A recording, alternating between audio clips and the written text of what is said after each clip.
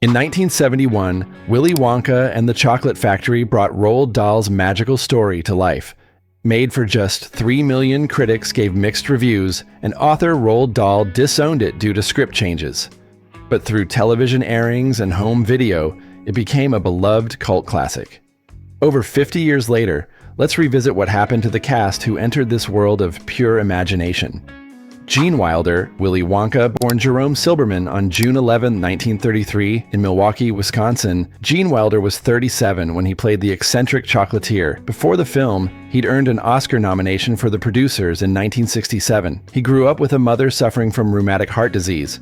When he was 8, a doctor told him to make her laugh because arguing with her could kill her. This shaped his lifelong calling to comedy. Wilder had one condition before accepting the role. He told director Mel Stewart he'd only do it if Wonka could limp out of the factory, plant his cane, and do a somersault. When asked why, Wilder said, "Because from that time on, no one will know if I'm lying or telling the truth." This entrance became one of cinema's most memorable moments. In 1974, Wilder hit his stride with 2 Mel Brooks classics, Blazing Saddles and Young Frankenstein, which he co-wrote, earning an Oscar nomination for Best Adapted Screenplay. He teamed with Richard Pryor for Silver Streak in 1976 and Stir Crazy in 1980. He married comedian Gilda Radner in 1984, but she died of ovarian cancer in 1989. After her death, Wilder established Gilda's Club, a support center for cancer patients. He won an Emmy in 2003 for Will and Grace and became a novelist, publishing his memoir Kiss Me Like a Stranger in 2005. Wilder died August 29, 2016 at age 83 at his home in Stamford, Connecticut from complications of Alzheimer's disease. He'd been diagnosed 3 years earlier, but kept it private, so children who called out,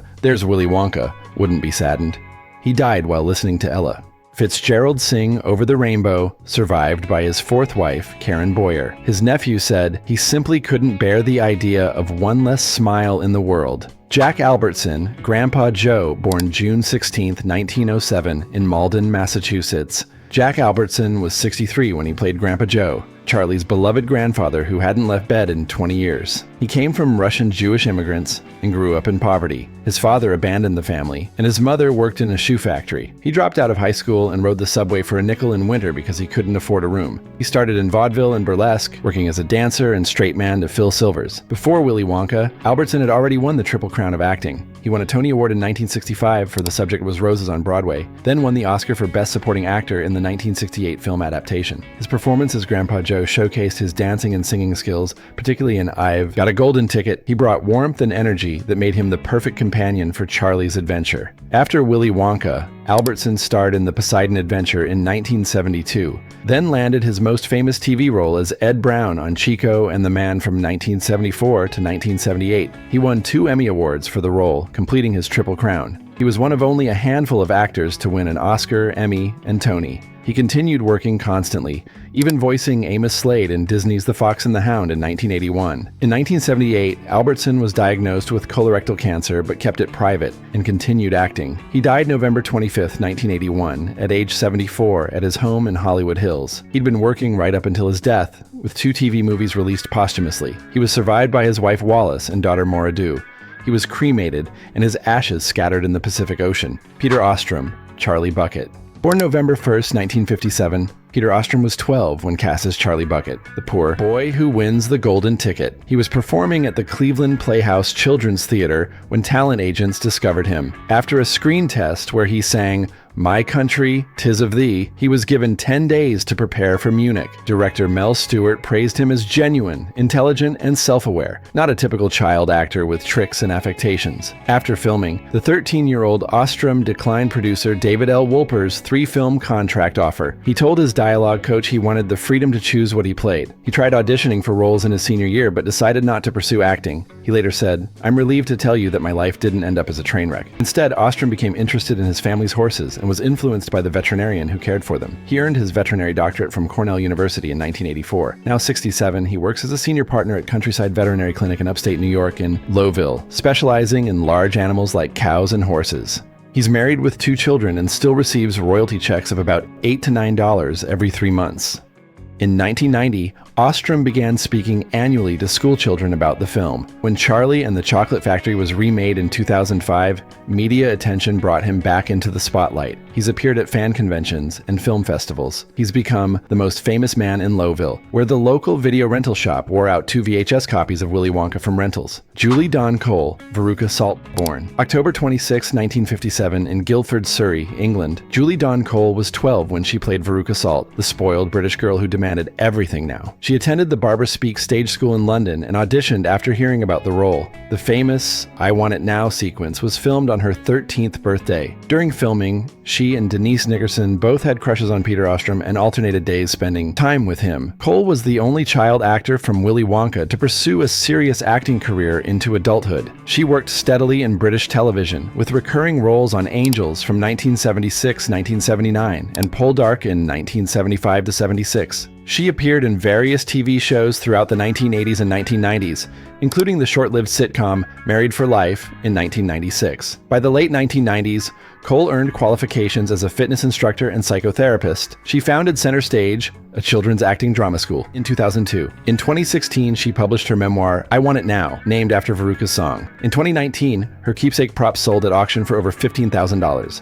Now 67, Cole works as a psychotherapist while occasionally acting. She married actor Nick Wilton in 1991 and divorced in 2002. They have 2 children. She jokes that whenever her daughter Holly acted bratty, she'd call her Veruca to snap her out of it. In 2024, she returned to Edinburgh Fringe and Willie's Candy Spectacular. She remains active at fan conventions celebrating the film. Denise Nickerson, Violet Beauregard, born April 1st, 1957 in New York City. Denise Nickerson was 13 when she played Violet Beauregard, the competitive gum-chewing girl who turns into a giant blueberry. She'd already appeared in over 70 episodes of Dark Shadows from 1968-1970. Her inflation into a blueberry became the film's most memorable special effects sequence and cautionary tale. After Willy Wonka, Nickerson joined the Electric Company from 1972 to 1973 as Allison in the Short Circus Music Group. She appeared on The Brady Bunch and in the 1975 film Smile. She auditioned for Regan in The Exorcist, but her parents thought the material too disturbing. Her last film was 0 to 60 in 1978. After the TV movie Child of Glass, she retired from acting at age 21. Nickerson enrolled in nursing school, but ultimately worked as a receptionist and office manager in a doctor's office. She married Rick Keller in 1981, but he died 2 years later from a brain aneurysm. She married Mark Willard in 1995 and had a son Joshua before divorcing in 1998. In 1976, she'd been hit by a car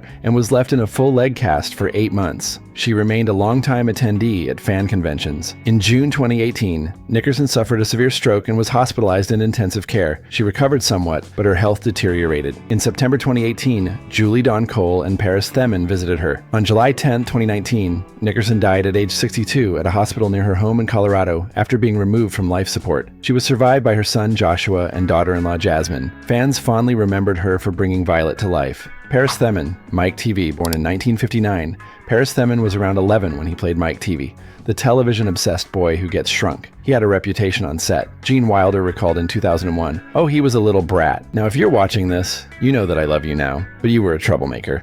Director Mel Stewart remembered Themmen releasing bees from a beehive on the 3-course gum machine and getting stung by one. After Willy Wonka, Themmen's acting career included The Rothschilds on Broadway and commercial work. He earned a BFA in theater from New York University, but largely didn't pursue acting. Instead, he's held multiple careers in finance, real estate, film production, and casting. He even served as a Walt Disney Imagineer. He worked as a production assistant on Something Borrowed in 2011. Themmen has appeared as himself on reality shows, including Top Chef, Just Desserts in 2011, where he reunited with other cast members, and Cake Wars. Now in his mid-60s, Themmen remains connected to the Willy Wonka legacy through fan conventions and events. He's embraced the film's cult status and appears regularly at screenings and celebrations. Michael Bollner, Augustus Gloop, born September 14, 1958 in Munich, Germany. Michael Bollner was 12 when he played Augustus, the gluttonous boy who falls into the chocolate river. Being the only German among the 5 child actors, he spoke little English during production. Director Mel Stewart discovered him in Germany during location scouting and was struck by his rotund appearance, perfect for Augustus. He didn't have a dressing room and would run home to change. The language barrier was challenging for Bollner. He had to be coached on his lines by a crew member, and his limited English meant his character had relatively short screen time. Despite this, Augustus Gloop's fall into the chocolate river and journey up the pipe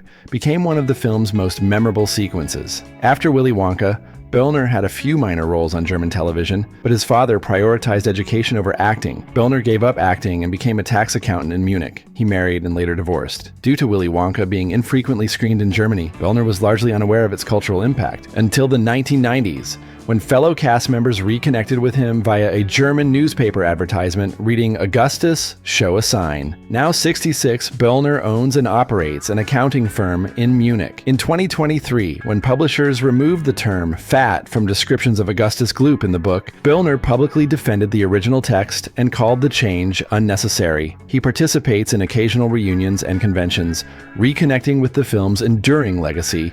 He's appeared in documentaries about the film, including the 30th anniversary DVD commentary.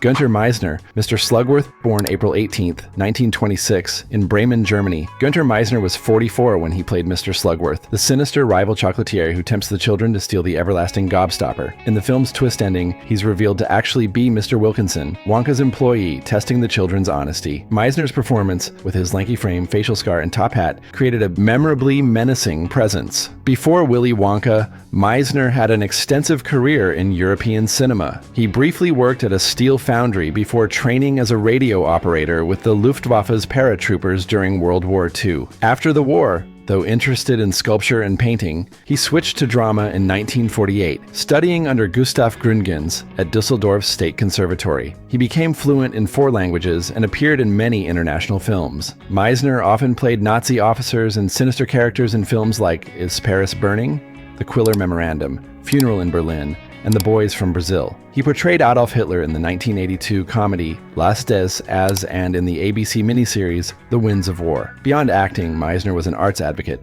He founded the Gallery Diogenes in Berlin in 1959 and the International Association for Arts and Sciences in 1961. From 1967-1969, he participated in relief efforts in Biafra, Nigeria, and produced 2 films criticizing racial discrimination. Meisner died December 5, 1994, at age 68 of heart failure during the filming of an episode of the German TV series Tatort. He was married to Gisela Albrecht Meisner. He appeared in over 100 films and television shows during his career. He is buried in Berlin's Jüdischer Friedhof Heerstraße. His portrayal of Slugworth remains one of his most recognized roles internationally, introducing him to American audiences. The cast of Willy Wonka and the Chocolate Factory created magic that outlived its initial reception. What started as a box office disappointment became one of the most beloved family films of all time. The tragic losses of Gene Wilder in 2016, Jack Albertson in 1981, Gunter Meisner in 1994, and Denise Nickerson in 2019 remind us that time moves on. Yet Peter Ostrum found happiness as a veterinarian.